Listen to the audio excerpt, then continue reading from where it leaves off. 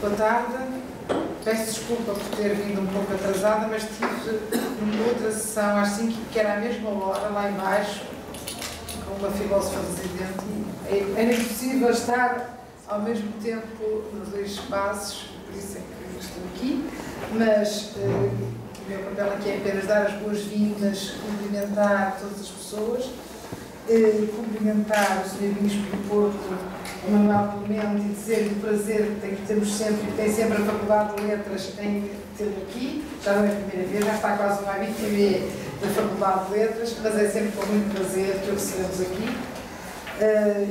Vai apresentar o livro e falará melhor que eu, com certeza, do livro.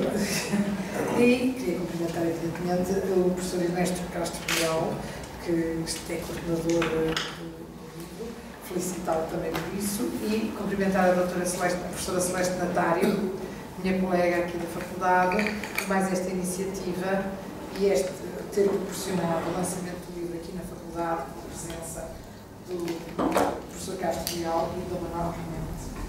E penso que passo a palavra para o Manuel Clemente. Vai falar primeiro. Dizer um pouco como é que isto apareceu, não é? Desculpa, pensei que ia fazer a apresentação do livro.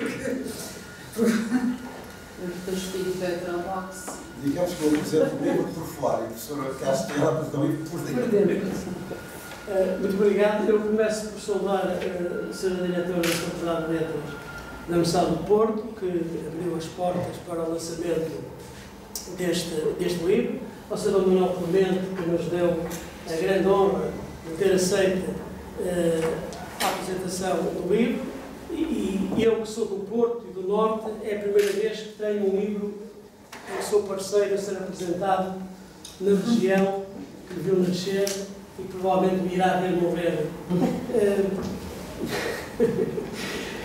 Muito obrigado por ter aceito.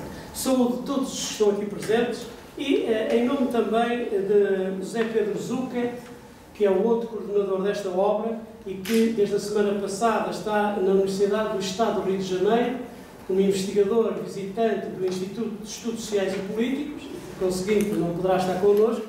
Ele envia também umas fortes saudações ao Sr. Manuel Clemente, à Sra. Diretora e a todos que aqui estão presentes. Cabe-me, de forma muito rápida, apresentar a ideia que presidiu a este projeto livro. A autoria é de José Pedro Zucca. A ideia germinou na cabeça de José Pedro Zucca, que, através de encontros vários, porque ele é investigador do Instituto de Ciências Sociais da Universidade de Lisboa, seminários que, em conjunto, participámos, falou comigo para debatermos e aprofundarmos esta ideia. Em torno do chefe, já de si é uma provocação científica, chefe. Bem, mas nós estamos no espaço da latinidade. Chefe é cabeça, capo de cabeça é o vocal apropriado à nossa raiz. Por outro lado, a ideia era fazer uma longa viagem à história portuguesa. A palavra líder emerge na sociedade portuguesa fundamentalmente na Primeira República, com líder e sublíder de grupos parlamentares e escritos na grafia inglesa. E claro que se desenvolve ligado à linguagem do futebol. Na minha juventude, lá está o mister, o corner, o penalti, o offside e o inglês. Esta relação entre a linguagem desportiva de futebol e a linguagem política, que permanece hoje, como sabemos, o inglês desenvolve-se. De facto, a palavra líder não se adaptava a esta nossa ideia. E qual foi a ideia? A ideia foi partir de 3 grandes conjuntos, porque, obviamente, temos aqui 16 exemplos, podiam ser multiplicados por muito mais. 3 grandes conjuntos: o conjunto espiritual, cristão, judaico, maçónico; o conjunto político, de chefes políticos; o liberal, o republicano, o fascista, a extrema-direita e a comunista; e o chefe funcional.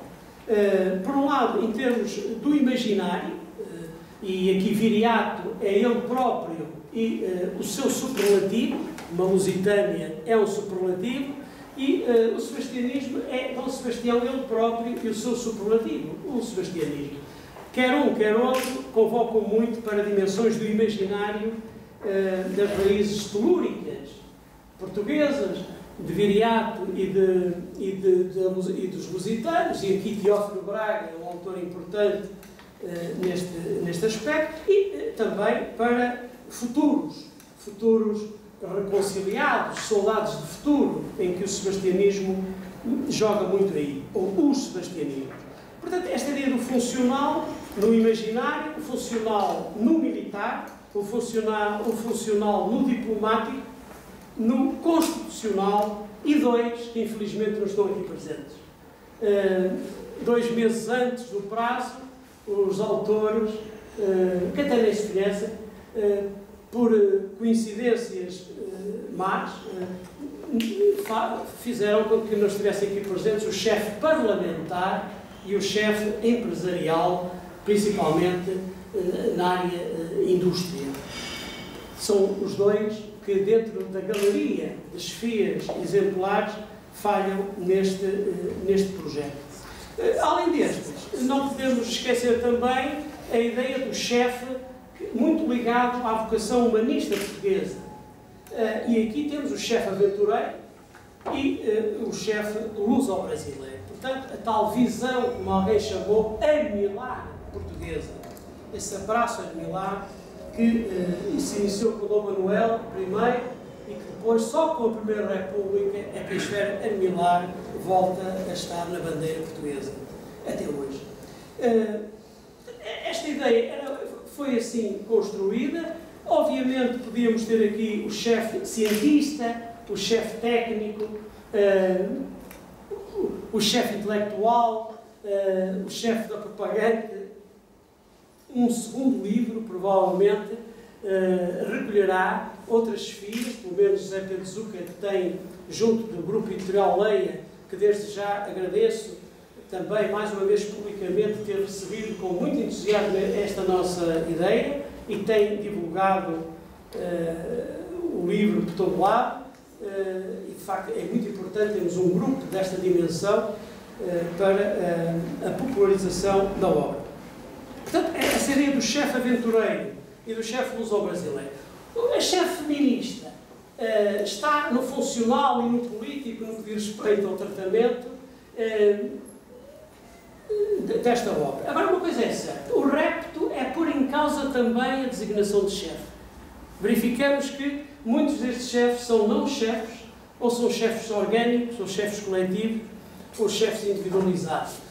Era também para debater, na área da ciência política, da política comparada, a ideia de chefe. Portanto, a ideia de chefe é um ponto de partida, um ponto de problematização. Foi assim que lançámos há 2 anos este projeto. Saúdo e reconheço que todos os autores, tirando os 2 que 2 meses antes acharam que não tinham possibilidade de cumprir os prazos, e nestas editoras tem que se cumprir prazos. Aliás, convém que neste espírito público de cumprir os prazos nos comecemos a habituar. Pedir mais um mês, mais uma semana, mais um mês não pode ser, e de facto tínhamos estes prazos para cumprir. Foi assim que surgiu a ideia está em debate e esperemos que continue em mais livros ou com outros caminhos. Muito obrigado.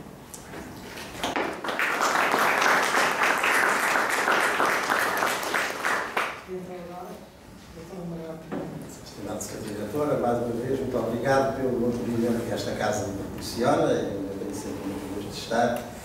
Os meus trabalhos universitários começaram numa casa similar, 300 km mais abaixo, e por isso nunca saí de casa e sempre muito bem nesta vida. Também o meu agradecimento pela lembrança do professor Castro Real, que já é um grande conhecimento, e com o qual, enfim, tenho colaborado algumas vezes, e também sempre com muito gosto no seu percurso académico e de investigação, que tão bem lançado está e também continua. Sr. Professor Celeste Natário, também, pelo seu convite, pela sua lembrança, também passou por si. E por tudo isto, estamos para lançar esta obra, enfim, como já foi decidido pelo professor Castro Real, algo inédito, muito inédito, como um elenco de lideranças, e até nesse sentido um pouco ousada, porque não é habitual apresentar assim um percurso histórico tão alongado. Eu peço antes de mais desculpa porque não estou nas melhores condições para transmitir aquilo que vos quero transmitir. Eu espero sempre com muito gosto e com muito interesse a chegada da primavera, e ela põe-me sempre assim um pouco debilidade em termos físicos, mas vou fazer o que puder, e eu escrevi isso antes de chegar desta primavera, não da primavera do calendário, e por isso as coisas lidas serão mais escorreitas. Eu saúdo então e vivamente os coordenadores e os autores do livro agora apresentado, tanto pela ideia que presidiu como pela oportunidade de assumir. A ideia é comunicada na introdução e logo nos seguintes termos, na página 9. Este livro representa uma viragem para o estudo do papel do indivíduo nesta mesma história, não no sentido da apologia do heroísmo individual, mas no reconhecimento da importância de determinadas figuras históricas e da capacidade que tiveram em marcar as épocas em que viveram. Estamos, portanto, longe da diluição do indivíduo em grandes movimentos sociais, assim como do esquecimento das contribuições pessoais que, aos mais diversos níveis, também podem ganhar relevância. Também estaremos longe da sobrevalorização desta ou daquela figura, que esquecesse a inegável importância do conjunto espaço-temporal para a justa avaliação do que cada um quis ou pôde. Nem sempre querer é poder.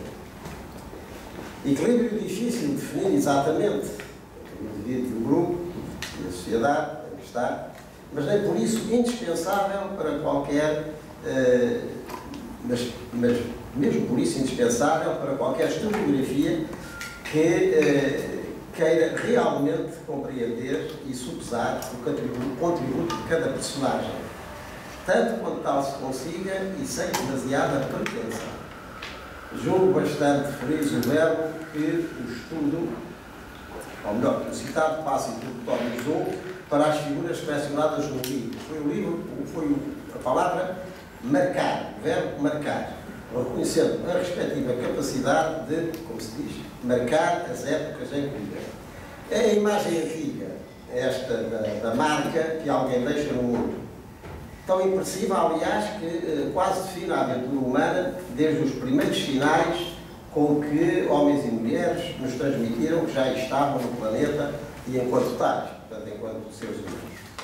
E o mesmo em relação às sociedades que integraram, ou que eles próprios construíram ou reconstruíram, bem como às criações culturais que acabaram por dar o tom e o som, ou o som, a uma época. A época de Mozart, a época de Novelina, cada um com o seu nome e a sua época. Não é por acaso que, mesmo integradas e até alegadamente diluídas em grandes coletivos, certas figuras acabaram por lhes emprestar o seu nome próprio. Daí que saúde a obra agora apresentada, porque nem ilude a particularidade, nem escamoteia as ligações epocais das personagens evocadas. Mesmo que essas ligações epocais sejam póstumas, porque reclamadas muito posteriormente às suas vidas, mas não sem que estas mesmas vidas, com a memória que deixaram, percam inteiramente o cunho original do que foram ou do que fizeram. Assim aconteceu logo com o primeiro dos chefes elencados, porventura o mais mítico de todos, como se diz, e diz concretamente o autor do primeiro capítulo, José de Almeida, o seu chefe lusitano. Viriato incorpora ainda hoje a importante função de restabelecer o contacto dos portugueses com os seus ascendentes e antepassados, religando-os ao tempo histórico e ao tempo mítico, histórico, portanto, não histórico. Dos historiadores romanos ficou a notícia da resistência que o antigo chefe lusitano opôs à expansão imperial, memória que foi depois nacionalizada por portugueses que nele se reviam, sobretudo do Renascimento, quase com profecia antiga do que queriam ser, independentes e livres. Entrou assim na categoria dos mitos de origem, embora com a ressalva de ter existido mesmo, combatendo e morrendo na resistência à bomba. Manifesta emblematicamente que contextos coletivos, póstumos no caso, e protagonismo pessoal marcante podem, de facto, conjugar-se. O caso seguinte ainda é mais polivalente, pois reuniu em si a armadura militar e a envergadura religiosa de modo excepcional e imediatamente reconhecido. Próximo de uma outra figura tardo-medieval, Joana d'Arc, a sua militância verificou-se, antes de mais, na entrega intemerata à causa que abraçou e onde as fronteiras terrenas e celestes se dissolveram. Mas com idêntica veemência de umas para as outras, como bem se ilustra concretamente João Gouveia Monteiro, no seu capítulo O Chefe Militar, página 52. O condestável, com 55 anos, lutou nas ruas de Ceuta. Na hora da vitória, porém, declinou o convite para ficar como capitão da praça. Os seus planos já não passavam por aí, a sua guerra, entre aspas, era outra. É particularmente de saudar, e muito de saudar, a inclusão nesta obra da figura de Isaac Abravanel, aliás, também tema de uma biografia recentemente saída de Netanyahu. Judeu português de grande presença no tempo de Dom Afonso V e forçosa ausência no de Dom João II por razões políticas, aliás, não propriamente por razões religiosas, mas políticas, naquela transição de Dom Afonso V para Dom João II. O que aconteceu em Castela, e depois em Portugal, isto sim, nos finais do século XV, em termos de exclusão da minoria judaica, encontrou nele o melhor intérprete do drama de todos os seus, a quem não desistiu de dar o conforto espiritual possível. Mais do que um homem de nação, na terminologia da época, ele foi quase um homem-nação, enquanto intérprete essencial do seu conjunto. Como também podemos ver na obra em apreço, concretamente no capítulo de Nachman Faldel, o chefe judaico, quando escreve: Abravanel não somente teve a intenção de fortificar e consolidar, ou melhor, e consolar os exilados ibéricos, de que o Deus de Israel não os havia abandonado, assim como, ao mesmo tempo, procurou contestar os argumentos presentes na literatura polémica judaica ou cristã medieval. É muito interessante, porque o que ele faz na segunda metade do século XV em relação ao seu povo, com aquela interpretação bíblica e estimulante, tem algumas parecências com o que farão do século XVI para o século XVII, no tempo pós-Alcácer Quibir, alguns autores cristãos, em relação também à profecia bíblica para sustentar Portugal, no caso da Carta à Nação Portuguesa, de Frei Tomé de Jesus, e depois, no século XVII, de Padre António Vieira. Entretanto, uns ficavam, outros fugiam, e ainda outros partiam, naquele fim de idade, da Idade Média, que era já começo de outra, da Idade Moderna, como chamamos. Da aventura se tratava, em qualquer caso, muito especialmente, quando era mandada ou demandada para divisar alguns jogos geográficos ou outros. Julgo especialmente certeira a escolha da figura de Pedro da Covilhã para ilustrar um chefe aventureiro. Foi sua missão conhecer por terra, o que outros procuraram por mar, no mesmo objetivo da expansão portuguesa.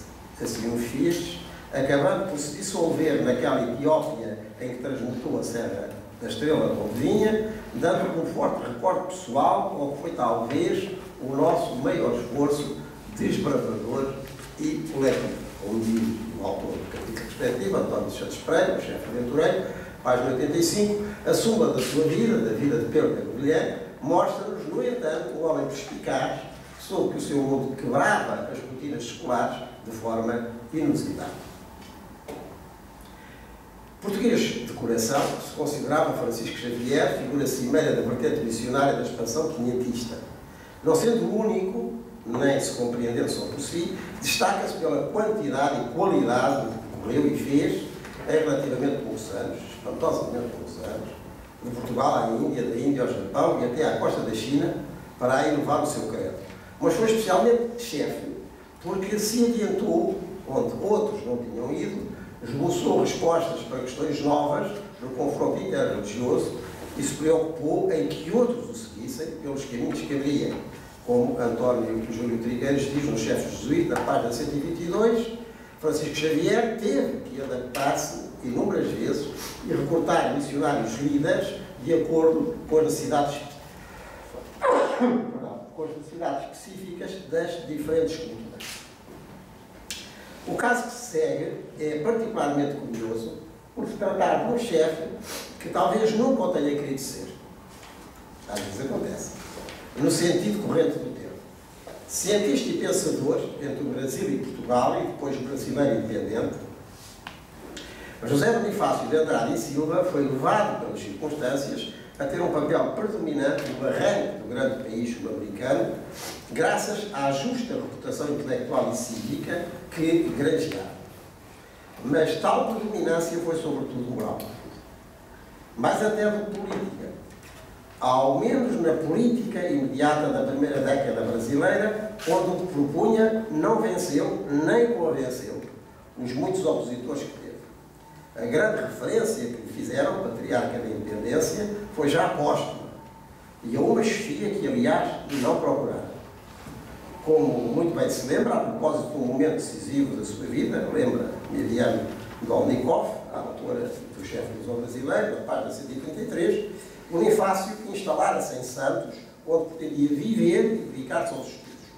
Com a Revolução do Porto, em 1820, a Revolução Liberal, aos 58 anos, que, no fundo, quis que o Brasil voltasse à sua condição colonial, por causa disso, circunstância externa a ele, o cientista transformar-se-ia em político. Há algo de parecido, ou houvera algo parecido, com o caso de George Washington nos Estados Unidos, mas, enfim, isso é outra conversa. Como também foi grande e grandíssima a influência de José Luciano de Castro na política portuguesa do último quartel de 800 e da primeira década de 900. Mas tal chefia teve certamente a ver com as suas características pessoais, que doseavam bem a convicção com a oportunidade, o conhecimento dos homens e a atenção às circunstâncias. Conseguiu, por isso, o que mais difícil era, então, sobreviver na vida política e durante algumas décadas à frente do Partido Progressista, como se chamou. Com momentos decisivos, como o que esta obra ilustra, no texto de Manuel Cardoso Leal, o chefe liberal, página 159. O ultimato inglês, de 1890, no ultimato inglês, José Luciano viu-se diante do dilema, o governante que era na altura, resistir ou ceder, debatendo-se entre as éticas da convicção e da responsabilidade. Cedeu à pretensão inglesa e pediu a exoneração ao novo rei Dom Carlos. Perdeu na altura, voltou a ganhar mais adiante, do pouco que se podia ganhar em Portugal naqueles tempos que politicamente era realmente muito pouco. Para captarmos o que se passou no Portugal de antes e depois do 5 de outubro, importava realmente destacar alguém que corporizasse as ideias e as práticas maçónicas determinantes então.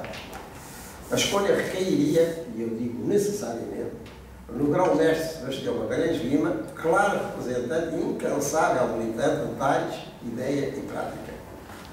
Um simples trecho do capítulo que lhe é dedicado dá-nos a noção. E o trecho é de António Ventura, o professor António Ventura, o chefe maçónico, página 175, quando escreve: Sebastião de Magalhães Lima partiu depois para Lausanne, onde chegou a 27 de outubro de 1911, proferindo um discurso da Sociedade de Esperança. No mesmo dia fez na Casa do Povo uma conferência intitulada Da Monarquia Clerical à República Laica. A 28 realizou outra conferência em Genebra, e fico por aqui, porque neste trecho do professor Ventura mostra-se uma marcha vertiginosa, em poucos dias percorre a França, a Espanha, volta a Portugal, volta à Espanha, enfim, uma doadora de apologia maçónica ou republicana espantosa.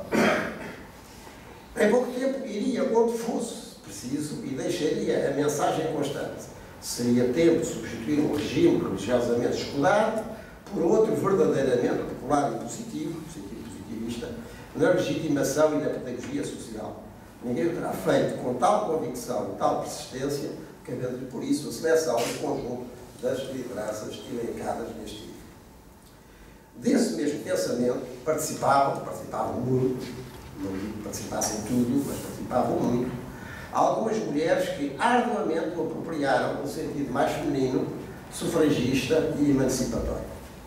Bem escolhidas foram as quatro, ainda que tal causa não se esgotasse então nem antes nem depois, porque nem todo o movimento feminino, se não quisermos dizer feminista, em Portugal do século XIX ao século XX, se inclui nesta vertente em que estas senhoras se incluem, como vou dizer, mas enfim, certamente com muita preponderância delas. No capítulo que lhes é dedicado, refere-se justamente à resistência que a sua proteção encontrou no próprio âmbito republicano, de composição predominantemente masculina e ainda muito patriarcal, entre aspas, que preferentemente as retinha no espaço doméstico. Este sentimento em relação à presença feminina abundava nas ordens republicanas. Aliás, na Primeira República nunca conseguiu a sua proteção concretamente em relação ao sufrágio. Mas escreve Manuela Tavares, na Chefe Feminista, páginas 201 e 203, com influências maçónicas, republicanas e feministas, elas, Ana de Castro Osório, Carolina Beatriz Anjos, Adelaide Cabedo e Maria Veleda, ousaram concordar e discordar, não esconderam as divergências entre elas e os republicanos no poder, pois associaram-se e dissociaram-se. Apesar de tudo isto, mesmo nos momentos mais difíceis, as mulheres republicanas, estas, não abdicaram dos seus ideais. O ideário republicano não dispensava figuras que o encarnassem, sobretudo sinceramente devotadas à coisa pública, res pública, com grande coerência de ideias e de práticas. Na vertente laicizante que incluía, quase olhava tais figuras, quando aparecessem, com uma devoção similar à que os espíritos religiosos dedicavam aos seus santos, a começar pela própria Santa República. Por isso mesmo, ninguém terá gozado, e por tanto tempo, a aula de António José de Almeida, o único a completar a respectiva presença da República, na República de 10/26. A combinação pessoal das suas características e atitudes garantiu tal resultado, como muito bem destaca Ernesto Castro Leal no seu Chefe Republicano. Quando se escreve, dentre as suas marcas identitárias, são ressaltadas as que se prendem com o romantismo político, a oratória lírica e mobilizadora, o ídolo popular ou a honestidade moral e cívica. São os santos laicos da República, e António geralmente fica aqui muito bem. Aliás, é aquele que teve a estátua mais venerada durante as décadas que seguiram, mesmo no Estado Novo e até à atualidade, em Lisboa. Outros já preferiam maior destaque individual do chefe, que valesse só por si o que todos poderiam valer depois com ele. Quase uma concentração individual e única que originasse um conjunto de total sintonia e sinergia. Como um feixe, faccio, como é fascismo, como um feixe inquebrável de varas que imediatamente se lhe atassem, como uma nação que lhe apropriasse o ânimo e o nome. Como se refere a propósito do diário de um autor da época, João de Castro Osório, por sinal filho de uma daquelas chefes republicanas, João de Castro Osório. João de Castro Osório, ideólogo e ativista do fascismo português, que transpôs em diversas obras, nomeadamente na peça A Horda, o anseio por um chefe que, à semelhança de Sidónio Pais, galvanizasse a multidão para a tomada do poder. Escreve Eduardo Sintra Torres no seu capítulo Chefe Fascista, página 237. Não muito longe, mas distinta, vem a referência seguinte a propósito da extrema-direita. Simplificando demasiadamente as coisas, é quase um crime, ainda assim diremos que ela, esta extrema-direita, nesta vertente, herdou no século XX algo do que o legitimismo oitocentista opusera ao liberalismo constitucionalista.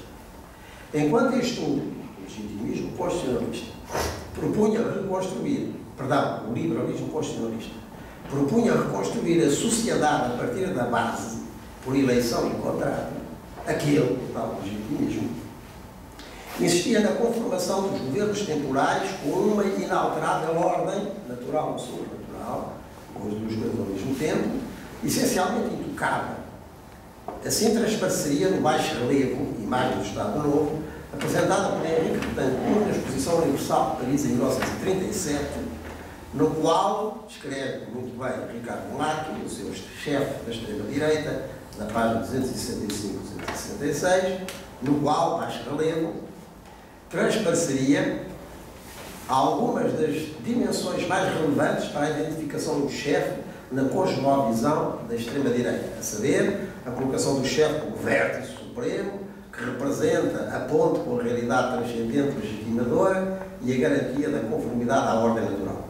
Esta clareza de visão dos chefes naturais faz com que os demais se sintam fatalmente atraídos e aceitem a subordinação não como rendição a uma força exterior, mas como tensão vertical para um nível mais perfeito do ser. Quem está a falar é uma criança dos anos 50 que passou a sua escola primária diante de um dístico que dizia: ninguém pode amar mais Portugal do que os portugueses e ninguém pode melhor servi-los do que o governo, diga-se o governante da nação. É exatamente a questão. Contra tal individualização simbólica e de exercício, se ergueram as propostas coletivistas que faziam da sociedade um verdadeiro sujeito da respectiva autotransformação. Encontravam também aí o único antídoto para o aproveitamento particular das legítimas aspirações do todo, sobretudo dos pobres e dos explorados.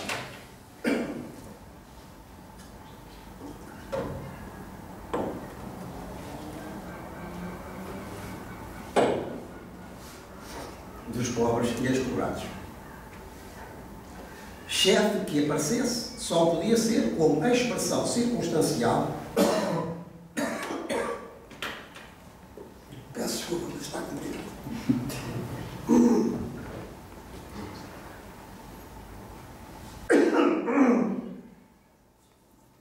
Chefe que aparecesse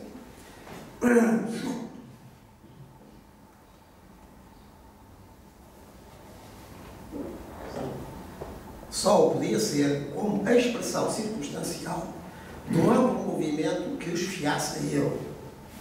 Como se refere no capítulo seguinte, a propósito do chefe comunista, da autoria conjunta de Rui Bebiano e de Miguel Cardina, na página 307, como se escreve: o dirigente comunista, independentemente do local ou do tempo dos quais foi emergindo, reuniu em si duas dimensões únicas. A primeira é impô-lo como o primeiro intérprete de um sentido histórico tendente a materializar o ideal do socialismo e a consumar o projeto igualitário mundial do comunismo. A segunda característica definiu como porta-voz, como expressão visível, como celebrante desse indeclinável e esperançoso destino. O Estado Novo preferiu auto-legitimar-se numa nação quase intemporal e, por isso, não resumida em qualquer sufrágio, antes verificada porque se achava capaz de o fazer em termos de destino histórico. Era outra frase daquele tempo que eu evoquei, dizer-se, ou alguém dizer: felizes os povos que não têm de escolher. O chefe estaria, por isso, mais do lado dessa nação latente do que de alguns particulares mais cosmopolitas e descolados do percurso histórico autóctono. Foi bem escolhido aqui o condutor da diplomacia portuguesa nos últimos anos do salazarismo, tentando convencer gente de fora ou de dentro desta típica visão das coisas. Foi muito bem escolhido como chefe diplomático, o Dr. Franco Nogueira, e isto na autoria de Bruno Cardoso Reis, quando se diz e quando se escreve. Neles, As Crises e os Homens, de 1961, e O Juízo Final, de 1992, são duas obras importantes de Franco Nogueira. Franco Nogueira primeiro elabora e depois atualiza e reafirma uma tese que é da importância fundamental da vontade firme e da visão clara de um chefe incontestável em fazer triunfar os interesses nacionais inquestionáveis.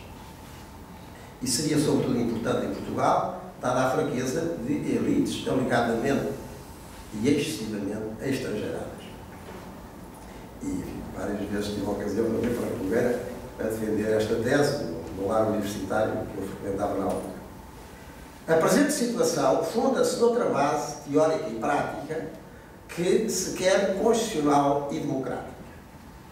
E, estabelecendo a Constituição a normalidade essencial dos direitos e deveres que nos incumbem, será ela mesma a indicar o rumo e a responsabilidade de todos e de cada um. Neste sentido, se entenderá a afirmação que se segue no elenco de lideranças agora apresentado. A afirmação que é de Paulo Ferreira da Cunha, no seu chefe constitucional, página 353, quando escreve: o projeto político do Presidente da República tem de ser a própria Constituição. E assim se fecha o círculo virtuoso da República, o verdadeiro chefe constitucional é a Constituição. Elenco de lideranças este que, mesmo tão competente e sugestivo como Zé oferecido nesta hora, nunca poderia esgotar o assunto, ainda que só em recorte português. Também por isso, creio eu, o último capítulo é dedicado a uma chefia imaginária, mas verificável e recorrente no nosso percurso coletivo, que da consistência do passado tira garantias para o futuro, sobretudo quando é posta em causa por fracassos próprios ou ameaças alheias. Tal chefia, quase que pré-determinação anímica, não se opõe necessariamente à análise positiva ou ao compromisso concreto, podendo até reforçar a capacidade de resistir e de recomeçar, nacionalmente no caso. É ler o que diz um dos coordenadores da obra, José Pedro Zuquete, no seu Chefe Imaginário, página 375, 376, ao escrever o seguinte: a sua sobrevivência, a do sebastianismo, explica-se com a sua ligação à consciência nacional, não apenas letrada, com produção cultural pelas elites, mas sobretudo como ideologia de resistência. Por isso é que o sebastianismo ressurgirá, adaptando-se a diferentes contextos históricos, mas sempre em relação com uma identidade nacional que se sente ameaçada. Percebo eu, terá possivelmente a virtualidade, entre aspas, democrática, de colocar, entre aspas, a chefia na determinação coletiva de persistir e de ser melhor, acabando por relativizar as lideranças episódicas que apetece, suscita, mas acaba sempre por ultrapassar. É típico de qualquer profecia. Agradecemos finalmente aos coordenadores, aos autores e à editora este trabalho de grande competência e oportunidade. Competência advinda do facto de cada autor ser estudioso da época e da personagem que versou, dando-nos por isso uma contribuição muito sólida e persistente e prestante. Oportunidade, porque os tempos que correm, em plena mudança epocal, requerem contributos assim, quase revisões gerais do percurso andado, quase decantações do essencial que sobra para avançar ainda. Muito obrigado e peço desculpa pela telefonia.